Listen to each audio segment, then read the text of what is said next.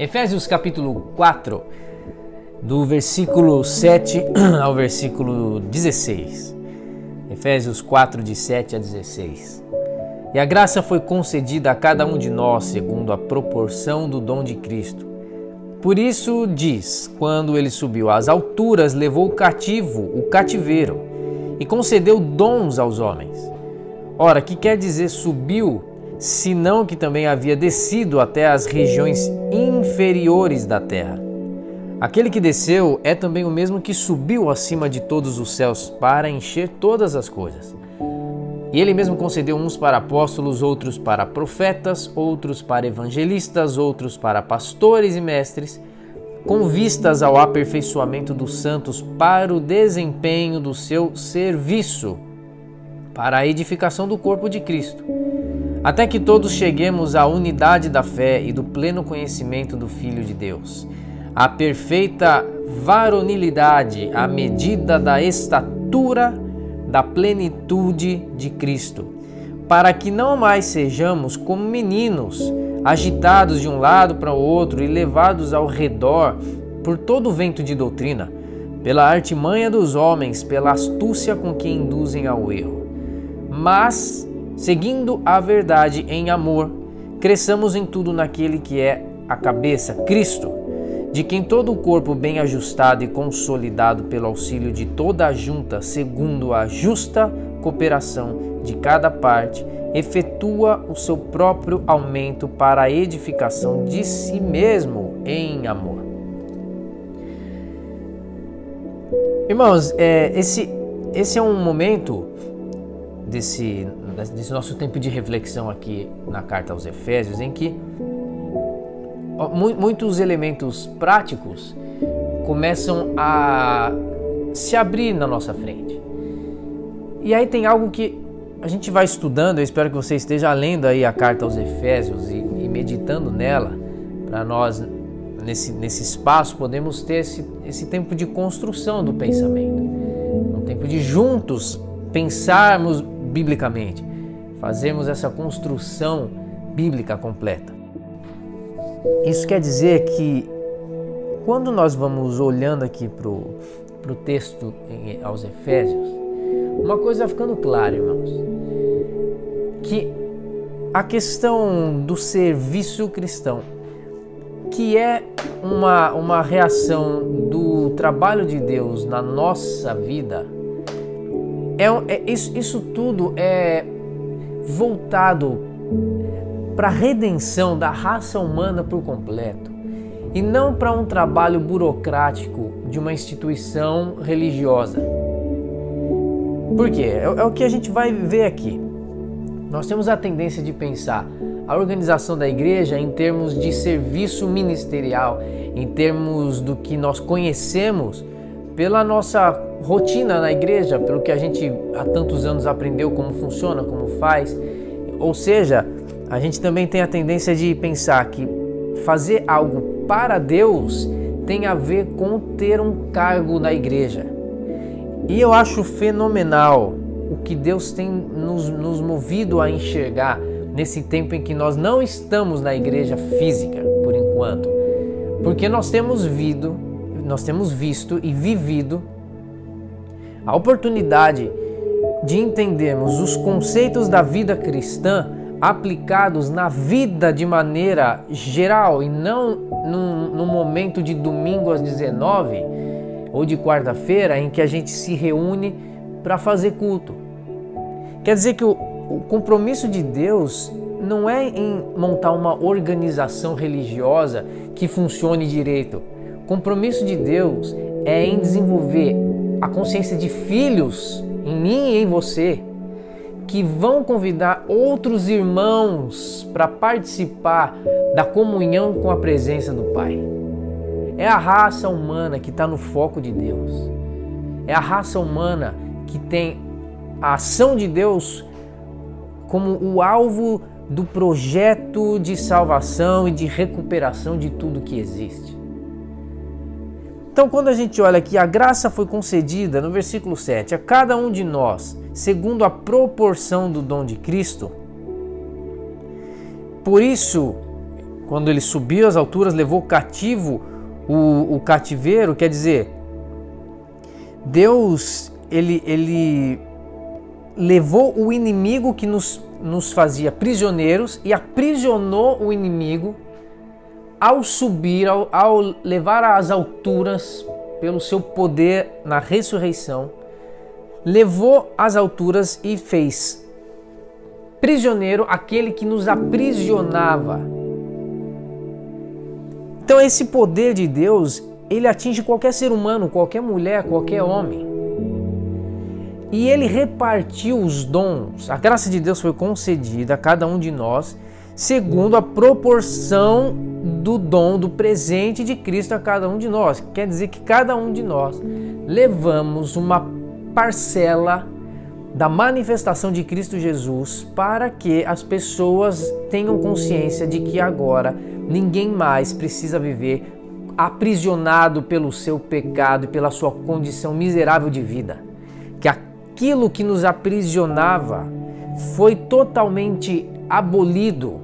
O poder do inimigo que nos aprisionava e o poder do pecado em nós foi abolido pelo poder da ressurreição de Cristo Jesus, que tomou o cativo e fez tomou o nosso cativeiro e fez o cativeiro se tornar um cativo, fez aquele que nos aprisionava se tornar um prisioneiro. A ação do inimigo agora é completamente limitada, atenuada da nossa vida. E quando nós recebemos a manifestação de Cristo na proporção que nos é dada, essa manifestação precisa ser uma forma de anúncio para as pessoas de que o poder de Cristo Jesus não permite que vidas continuem vivendo aprisionadas pela morte, pela sensação de abandono, pela sensação de incapacidade e pela sensação de falta de significado na vida. Mas isso aqui é até mais profundo, porque Deus nos deu dons e repartiu conosco dons. Lá no versículo 11 a gente vai entender o que são essas proporções. Uns para apóstolos, outros para profetas, outros para evangelistas, outros para pastores, mestres. E isso faz com que a multiplicidade da nossa característica humana trabalhe a favor da salvação de todos, da edificação desse projeto de salvação de Deus na vida de cada um de nós. Nós cooperamos uns com os outros para que esse projeto lindo de Deus aconteça da maneira mais eficiente e plena dentro de cada um de nós. Só que aí a gente tem uma tendência ruim. Presta atenção nisso, meu irmão, em nome de Jesus. A gente começa, ao decorrer da vida, a gente começa a perceber que, de fato, temos diferenças. E quando a Bíblia fala que Cristo nos presenteou com proporções, quer dizer que aquilo que é proporcional a mim não necessariamente vai fazer sentido para você. Quer dizer que nós vamos encontrar certas diferenças na nossa maneira de conviver. E aí que está um problema, irmãos, porque normalmente a gente acha que as diferenças precisam nos afastar, enquanto a Bíblia está falando que as diferenças precisam nos completar. Eu sou de uma época em que, na década de 90, eu era criança e tinha um joguinho que chamava Tetris. Quem é assim, meio que da minha idade vai lembrar desse jogo. E é um jogo famoso, muita gente lembra, que é aquele jogo que vai descendo um monte de pecinhas, cada peça com um formato em L, outro quadrado, outra compridinha, outra parecendo um T, enfim, vários formatos diferentes. E a proposta do jogo é fazer com que as diferenças se tornem níveis de igualdade. É ou não é? Porque você começa a excluir, conforme as peças vão caindo, você começa a excluir as fileiras quando elas se completam, quando elas se nivelam. A proposta bíblica é mais ou menos isso. As nossas diferenças se encaixam para um nivelamento social, um nivelamento de identidade, um nivelamento de consciência, um nivelamento pelo perdão de Deus que atinge e alcança todos.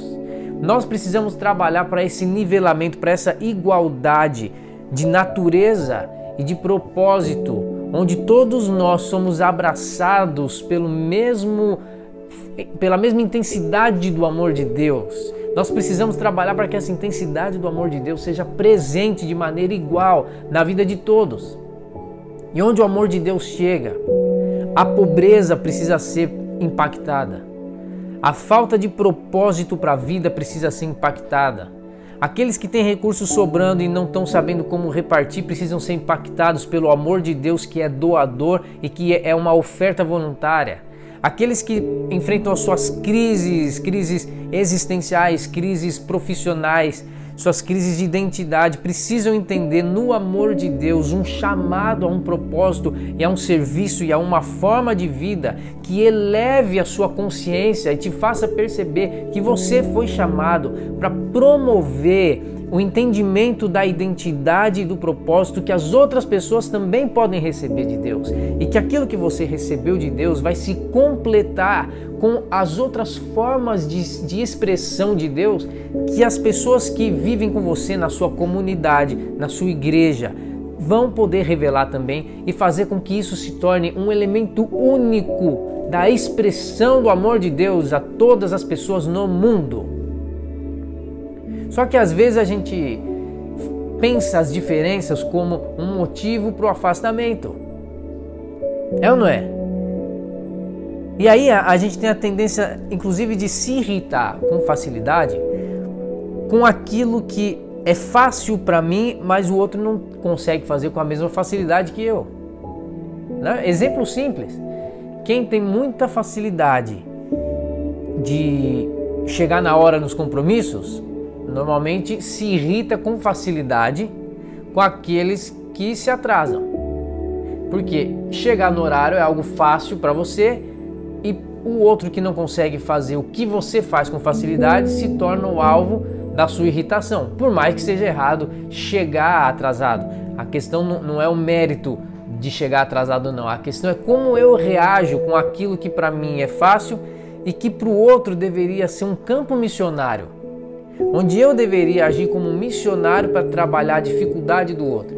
A dificuldade do outro, que normalmente eu interpreto como a diferença entre mim e ele, acaba sendo um motivo para um afastamento ao invés de ser um motivo para uma aproximação em amor, de modo que eu consiga manifestar na vida dele aquilo que em mim é uma proporção que eu consigo desenvolver e que ele ainda não tem, e encaixar isso na vida dele de modo que ele consiga ser tocado por mim naquela área que é difícil para ele.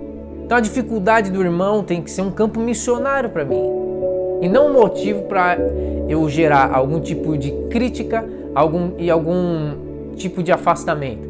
Não só irmãos na igreja, dentro de casa isso é muito comum.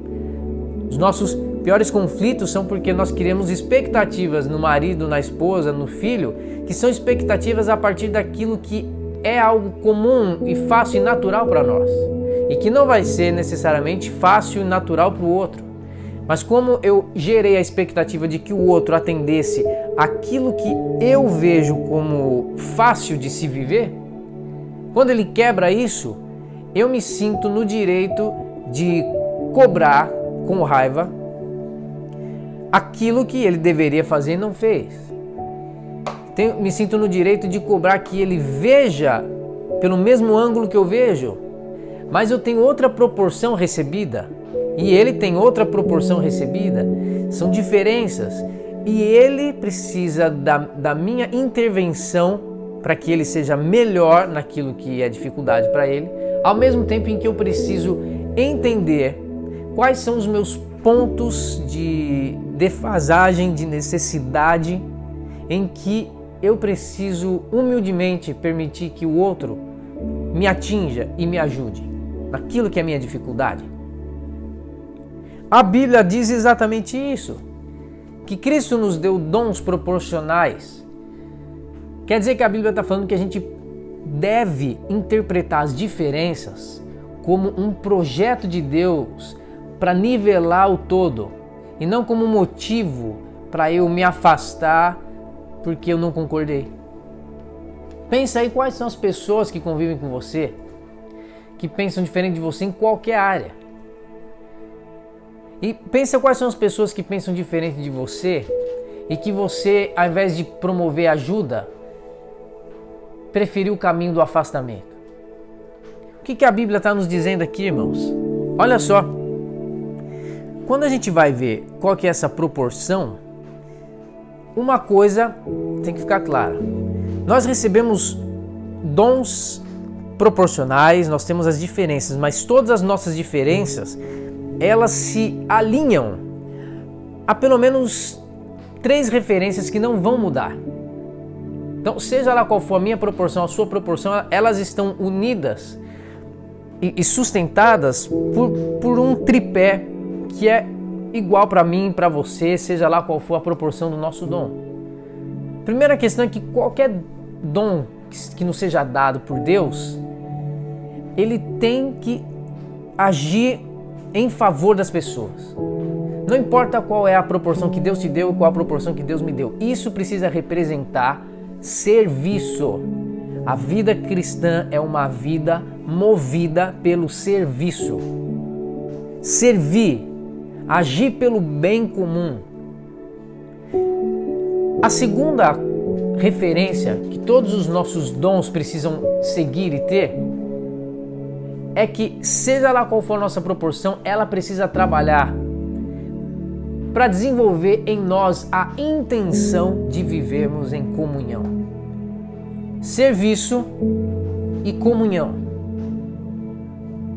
E a terceira referência que nós precisamos ter é que aquilo que Deus nos revela, a proporção dele a nós, além de nos impulsionar a trabalharmos, ao serviço, além de nos impulsionar a valorizar relacionamentos, viver em comunhão, essa proporção de Deus desenvolve em nós, aí é algo pessoal e interior, desenvolve em nós uma identidade.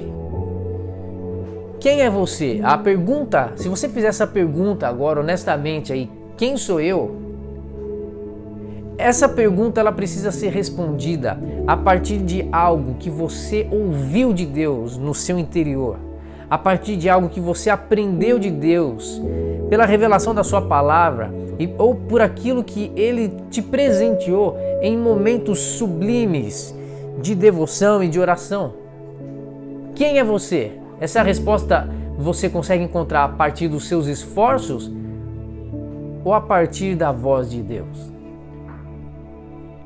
Essa referência é que vai fazer com que as nossas diferenças se transformem em complementos para nivelar a vida num todo. Isso é maravilhoso, irmãos. Quer dizer que esse trabalho que Deus nos dá para fazer não é um trabalho, não é uma obrigação litúrgica, mas é uma forma de se viver a vida em todas as áreas. E aí o apóstolo Paulo aqui continua dizendo que Jesus nos traz essa manifestação de que maneira? Dando a alguns, né, e ele concedeu a alguns. Chamou alguns para apóstolos, outros para profetas, pastores e mestres. A gente poderia investir um tempo desenvolvendo cada aspecto aqui, mas hoje eu creio que não é a proposta. A gente pode aqui refletir a partir de outras preciosidades do texto. Mas quando o Paulo está falando dessa divisão de proporção, é porque ele está falando, alguns foram chamados para apóstolos. Quer dizer, não existe mais apóstolos hoje em dia. A gente sabe que alguns se intitulam apóstolos, mas não tem nada a ver com a referência bíblica.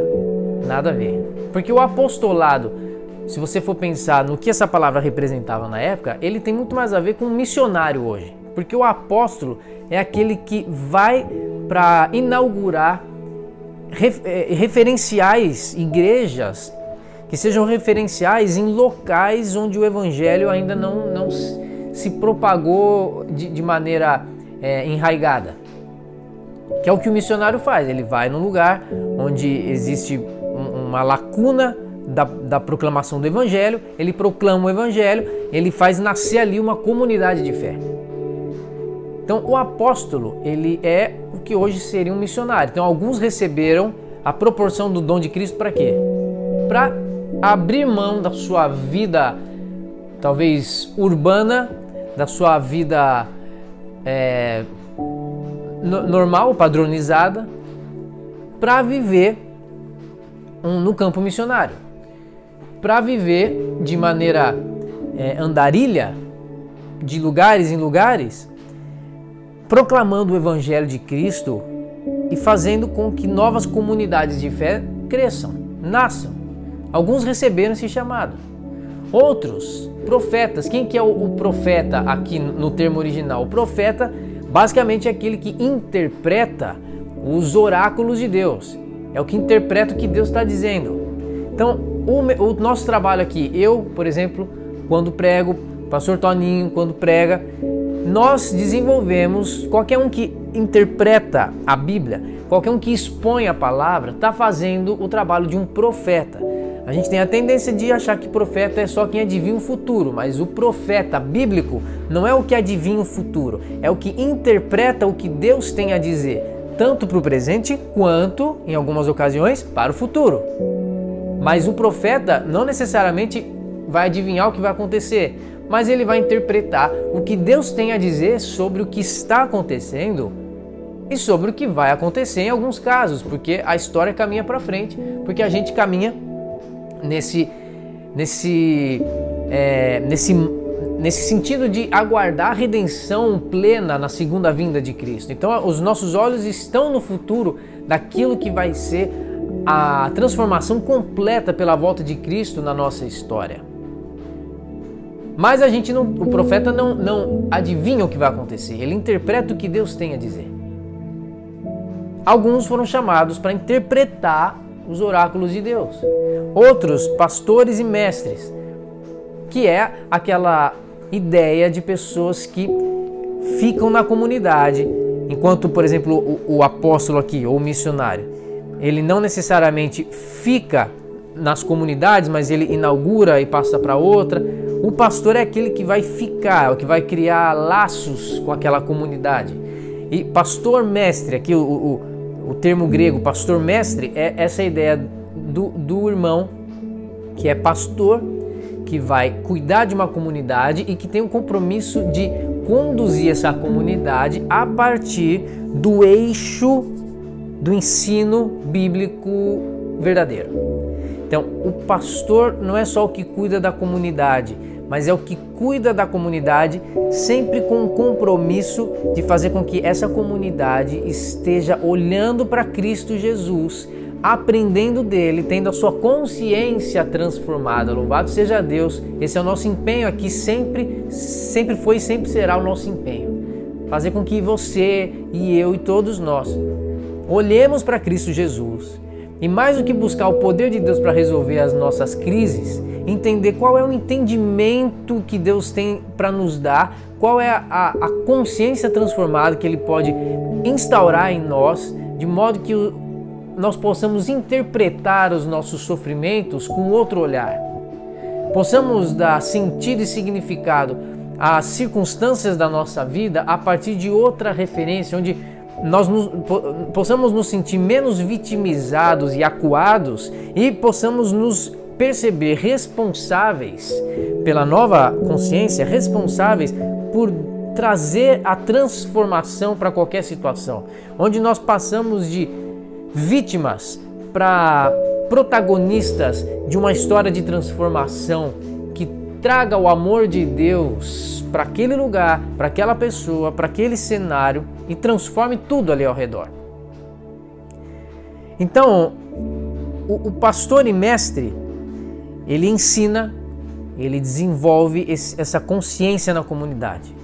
E outros para evangelistas, que são aqueles que vão anunciar o evangelho, não necessariamente como missionário, ele vai abrir mão da sua vida, mas ele anunciou, ele tem o chamado de fazer um anúncio do evangelho seja no trabalho, seja na vizinhança, no condomínio, enfim, é uma pessoa que em tudo ele encontra uma oportunidade e ele recebe ferramenta de Deus para encontrar uma oportunidade de falar do Evangelho de uma maneira convincente. É um dom, é uma proporção de Deus.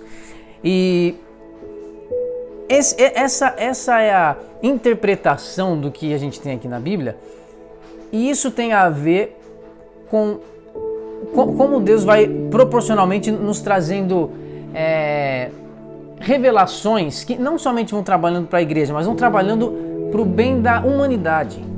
Não é para que a organização litúrgica aconteça de maneira clara, não é para que a instituição igreja funcione como uma empresa bem adequada.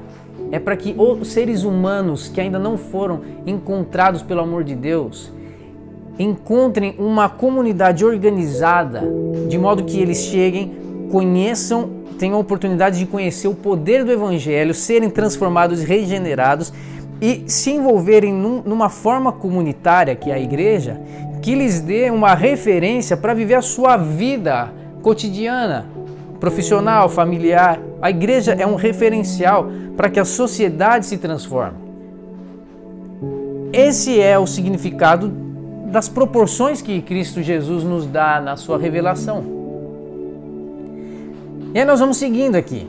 Tinha muita coisa que a gente podia falar em cada versículo, mas eu quero hoje assim, desenvolver esses pensamentos que eu considero ser os pensamentos fundamentais nesse momento que nós estamos vivendo e pelo que nós estamos aqui entendendo desse texto da carta aos Efésios, né?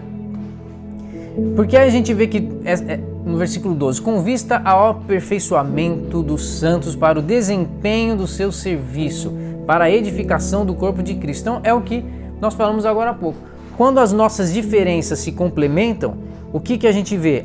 O aperfeiçoamento de cada um dos irmãos para o desempenho do seu serviço. Quer dizer que aquilo que se complementa nas nossas diferenças acaba se tornando uma forma de eu te ajudar a você desempenhar o seu trabalho de maneira plena e você me ajuda a que eu desenvolva o meu trabalho de maneira plena. E assim o corpo de Cristo é edificado.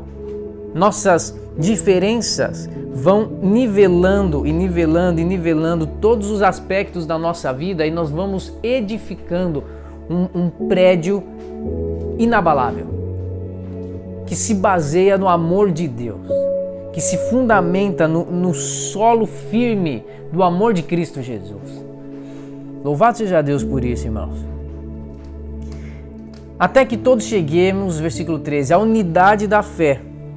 Então, isso aqui é importante, porque se a gente pensar aqui que nos ministérios, né, do apostolado, o profeta, pastor e mestre e evangelista. Então, esses 4 ministérios aqui, basicamente eles cumprem 4 objetivos, que é o primeiro, fundamental, fazer com que a nossa fé se torne uma unidade. Então, não é a gente pensar igual, mas é as nossas diferenças, inclusive de pensamentos, nivelarem, criarem uma unidade de vida. Isso é a unidade da fé.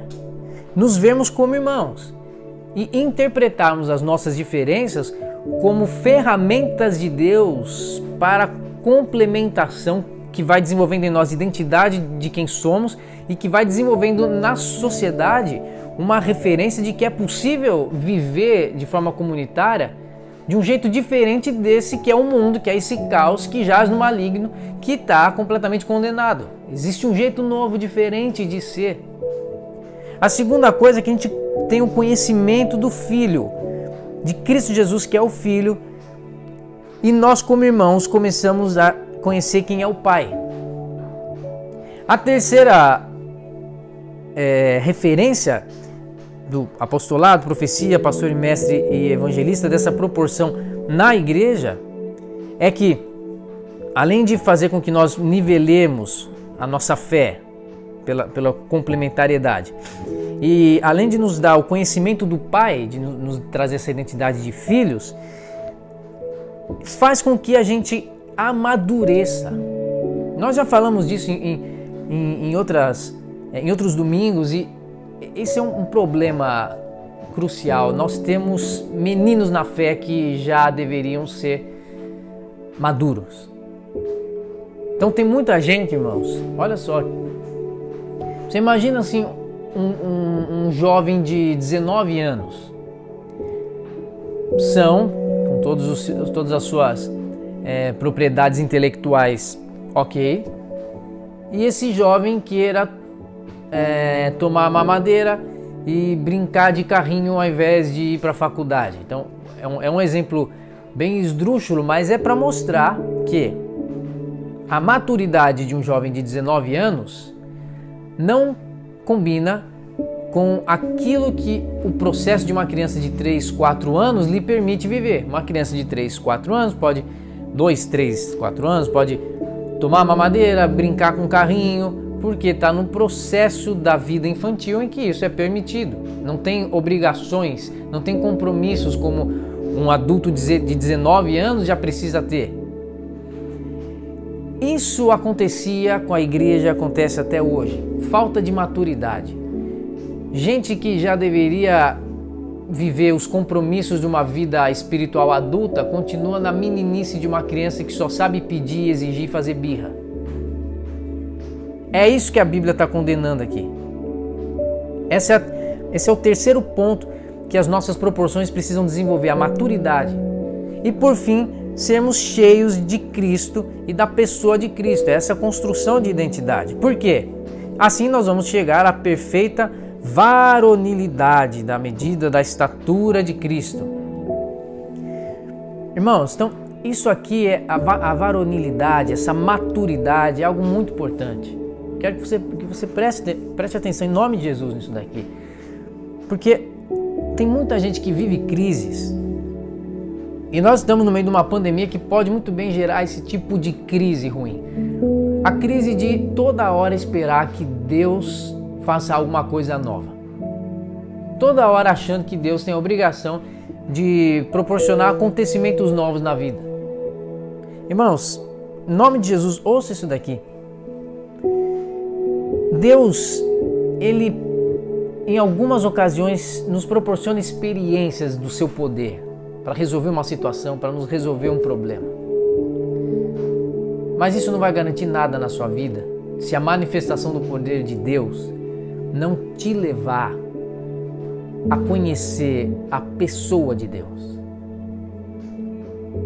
Então, não adianta você esperar algo de Deus se isso que você está esperando de Deus não vai te levar a chegar ao estado de homem novo, de mulher nova, sem corrupção, limpo, regenerado, sem as contaminações, sem os erros, os equívocos e as carências do velho homem.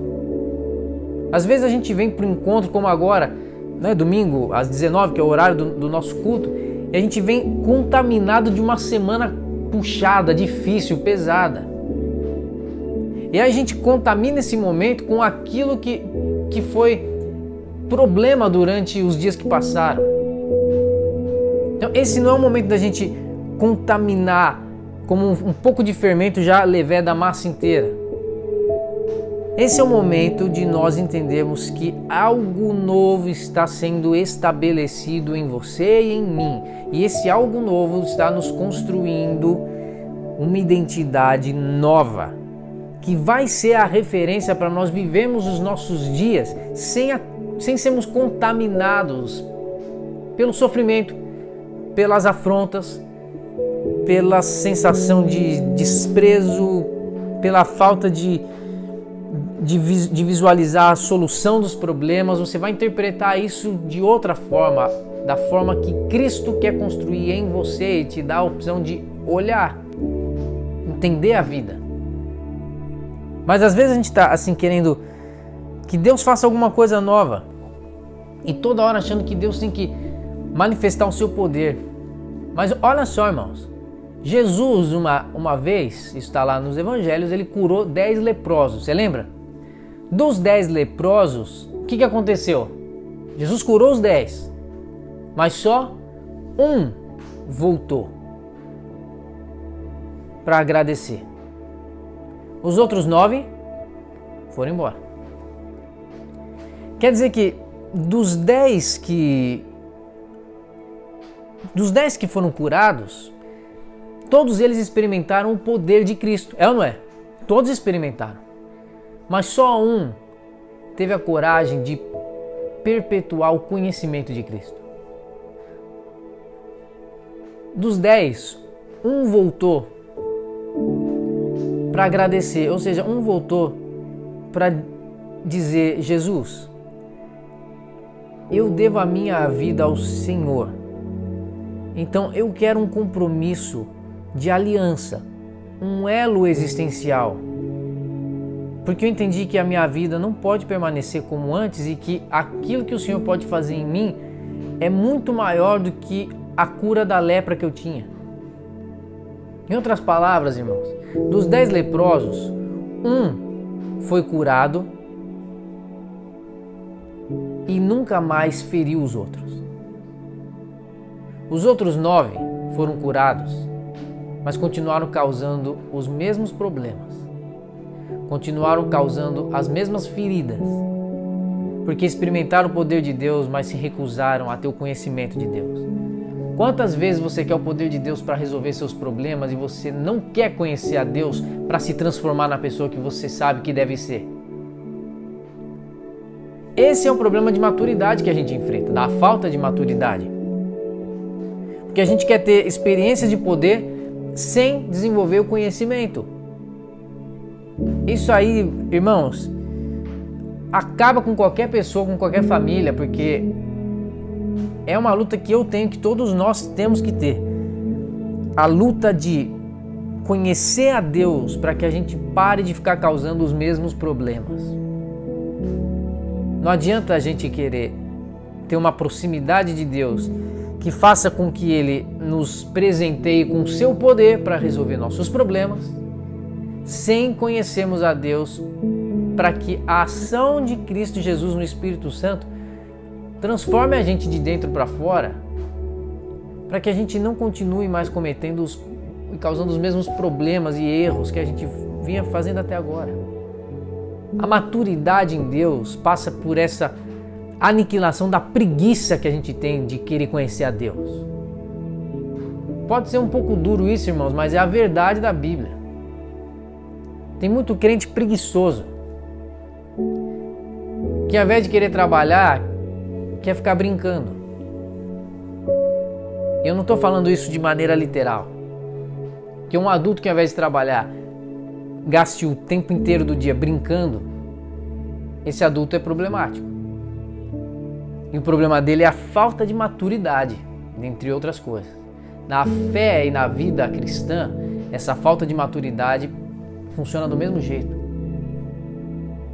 A maturidade precisa levar você a não ter a preguiça de se preparar de maneira interior para encarar as demandas da vida, não exigindo o poder de Deus como uma criança pequena que toda hora quer que o pai lhe dê o que comer, lhe dê o que beber e atenda às suas carências e demandas da fase imatura da vida.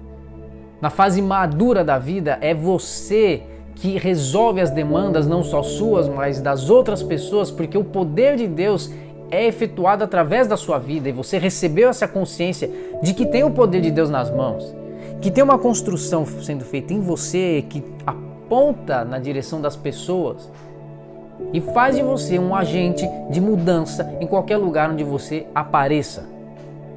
Em nome de Jesus. Para que não sejamos como meninos agitados de um lado para o outro, levados todo ao redor por vento de doutrina, é isso. Pela artimanha de homens, pela astúcia com que induzem ao erro. Irmãos, não se espante. Tem gente que está na igreja, que tem igreja, tem muito pastor, que só solta vento de doutrina. É só vento, é ar. Não muda a vida de ninguém. Na verdade, às vezes gera uma maior ganância e aumenta a carência, as expectativas daquela pessoa que na sua imaturidade acha que Deus é obrigado a lhe dar lucros, acha que Deus é obrigado a proporcionar condições de vida muito adequadas, muito favoráveis. Não, irmãos. Tem muita gente aí que tem Deus na boca e uma palavra infernal sendo pronunciada. E a palavra do inferno é o quê? Não é uma palavra que elogia o capeta, não, irmão. A palavra do inferno é aquela que faz você acreditar que tudo que você tem que fazer na vida é para o seu próprio interesse. Ventos de doutrina ficam levando gente imatura para lá e para cá, por quê? Porque gente imatura está sempre pensando nos seus benefícios próprios. Como uma criança que está sempre chorando porque precisa do leite, porque precisa da comida, tem gente que deveria ser madura, que está infantilizada espiritualmente porque está achando que Deus o tempo inteiro tem que suprir suas necessidades e suas carências. E acredita em conversas, em pregações, ou seja lá o que diz que Deus é esse pai mesmo, que aceita a birra e que quer mimar todo mundo.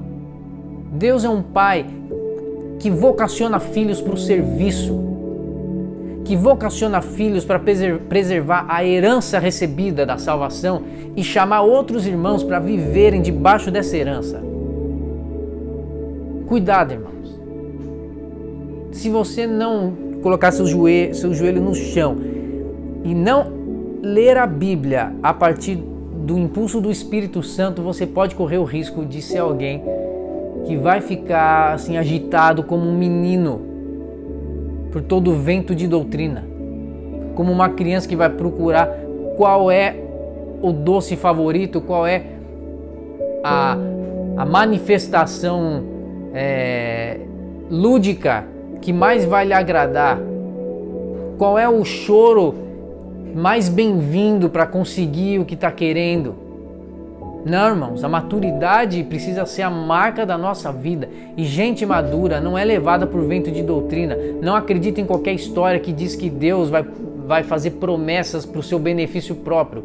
A promessa de Deus é: vocês receberão o Espírito, e o Espírito Santo vai fazer com que vocês recebam dons, apóstolos, profetas, pastores, mestres, evangelistas. E os dons não são cargos. Os dons são responsabilidades. Então, muito vento de doutrina sai da boca de gente que acha que ser pastor, ser apóstolo, ser qualquer coisa é um cargo que deve ser respeitado. Não, a proporção do dom de Deus não dá cargo para as pessoas. Cria consciência de responsabilidade. Você e eu não precisamos buscar cargos. Precisamos encontrar quais são os campos de atuação onde a nossa responsabilidade pode trazer transformação e libertação na vida das pessoas. É isso, irmãos. E finalmente, no versículo 15, mas seguindo a verdade em amor, cresçamos em tudo naquele que é a cabeça, Cristo. Seguindo a verdade em amor. Para fechar aqui, irmãos, em nome de Jesus, presta atenção nisso. Ouça a voz de Deus falando agora. Como sempre tem sido a nossa realidade, uma busca pela voz de Deus. Seguindo a verdade em amor. Seguindo a verdade. Se a gente para ver o grego, que é a língua original do Novo Testamento, a palavra verdade em grego é aletheia. Então, aletheia é a palavra que traduz verdade. Só que aqui, quando a gente lê seguindo a verdade em amor, a palavra verdade aqui não é aletheia. A palavra verdade aqui é aleteuo, que no grego não quer dizer verdade, mas quer dizer a fala da verdade, a expressão da verdade. Irmãos, olha como isso aqui é sério. A Bíblia não está falando que a gente tem que seguir a verdade. A Bíblia está falando que a gente tem que seguir a fala da verdade. A palavra seguir aqui tem a ver com modo de viver. Olha só, irmãos, tem muito cristão que tem um modo de viver a verdade não como aleteu, mas como aletheia. O que isso quer dizer? Eu não quero te confundir, eu quero só trazer você para um nível de reflexão mais fundo. Tem muito cristão que quer ter uma forma de vida onde a verdade não exija dele uma expressão. Então tem muita gente que é, sabe o quê? Simpatizante de Jesus. É admirador de Jesus.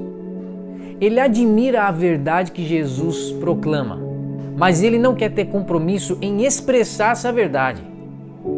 Seguir a verdade como uma fala, como uma expressão, quer dizer que você não pode só ser uma pessoa que fala, não, eu concordo com Jesus, Jesus tem razão, o evangelho é bonito, eu sou apaixonado por Jesus, mas a sua vida não representa uma expressão dessa verdade. Não adianta você ser um crente que admira Jesus e que acredita em todos os princípios doutrinários, achando que isso vai garantir que você vá para o céu, então sua preocupação é só ir para o céu. E a vida presente, a gente dá um jeito. Não, irmãos.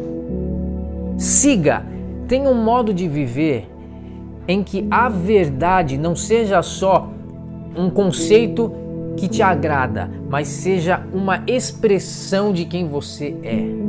A verdade não é um conceito para você concordar. A verdade é o conteúdo da sua vida. Você precisa seguir, ter um modo de vida onde a sua fala seja a verdade, onde a sua vida expresse a verdade, onde os seus gestos sejam gestos de verdade.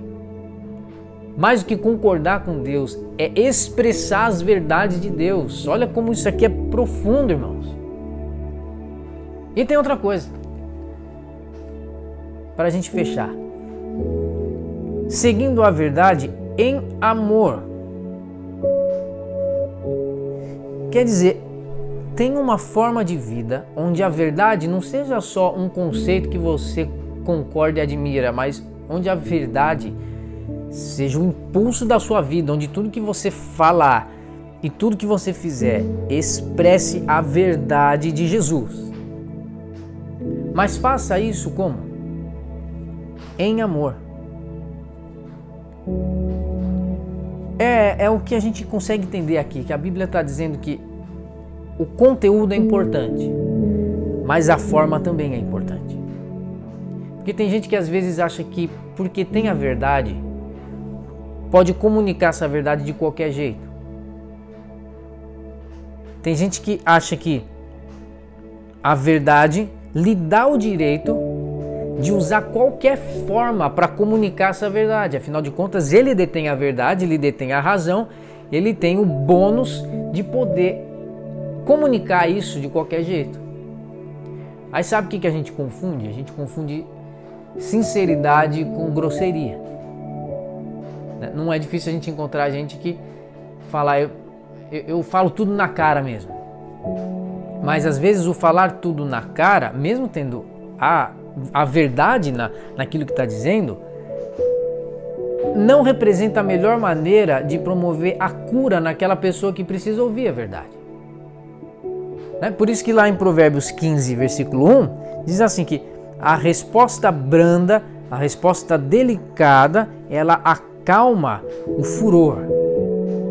Mas a palavra dura aumenta a raiva. Então a resposta calma, o Provérbios 15:1 está falando do quê? Da forma.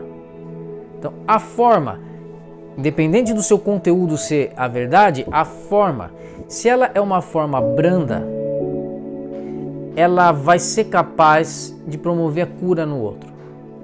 Se a sua forma é uma forma dura, ela só vai piorar a situação do outro e você vai continuar tendo a verdade. Então a nossa crise, na verdade, ela é uma crise que precisa ser resolvida a partir da nossa sinceridade em se perguntar: eu quero ter paz ou eu quero ter razão? Porque eu posso ter razão promovendo a paz, mas eu também posso ter razão simplesmente deixando claro para outra pessoa que a razão está comigo e eu expresso essa verdade, essa razão de qualquer jeito, por mais que fira outra pessoa, porque eu tenho comigo a vantagem de estar com a verdade. Não, irmãos. Viva a expressão da verdade, seguindo a verdade, seguindo. O verbo está dizendo que é uma ação contínua, que não tem prazo, de validade que não tem momento para parar, é seguindo, vivendo o tempo inteiro, tendo a expressão da verdade como a sua forma de vida, em amor, ou seja, o conteúdo que é a verdade precisa ser manifestado em amor. Tem uma forma de se expressar a verdade. E a forma de se expressar a verdade sempre é em amor. Sempre é tendo a intenção de curar a relação e não de deixar claro quem está com a razão.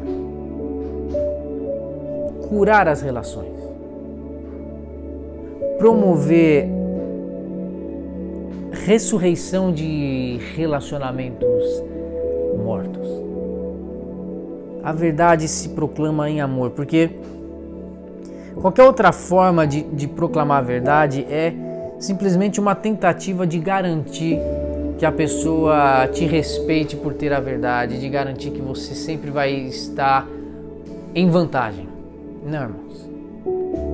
A verdade precisa ser dita em amor. Expressar mais do que admirar a verdade é ter uma vida que revele, que expresse a verdade. A partir da proporção do dom de Cristo. Qual é a proporção do dom de Cristo para você? Receba isso em oração, nos seus momentos com Deus. E dessa forma você vai viver uma vida de responsabilidades. Você vai viver a maturidade espiritual de uma vida cristã que se orienta por Deus, que tem Cristo Jesus como a base. E nós não vamos ser levados por nenhum vento de doutrina. Nós vamos sempre viver a referência do conhecimento de Deus em todos os momentos, em todos os sentidos da vida. Vamos orar. Pai, te damos graças e te bendizemos, porque o Senhor é conosco e a tua graça tem nos presenteado. Obrigado pelo presente que recebemos, que é a tua manifestação em nós, e mais do que promover experiências com o teu poder, é promover em nós a oportunidade de sermos transformados, Pai.